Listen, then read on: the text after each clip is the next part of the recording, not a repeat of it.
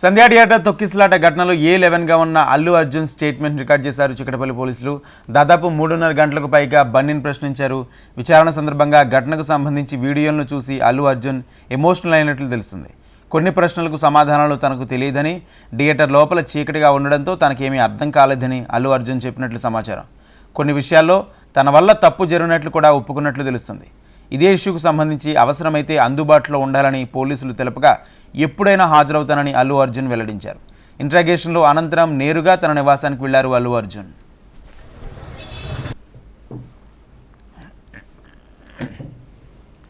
December 4 Pushpa 2 premiere show సమయంలో RTC cross రోడ్స్లోని సంధ్యా theatre తొక్కిసలాట చోటు చేసుకుంది. థియేటర్కు అల్లు అర్జున్ రావడంతో అభిమానులు ఒక్కసారిగా ఎగబడ్డారు. ఈ నేపథ్యంలో తొక్కిసలాట చోటు చేసుకోగా ఘటనలో ఒక మహిళ మృతి చెందింది. తన కొడుకు శ్రీతేజ్ తీవ్ర అస్వస్థకు గురికాగా ప్రస్తుతం సికింద్రాబాద్ కిమ్స్ ఆసుపత్రిలో చికిత్స కొనసాగుతుంది.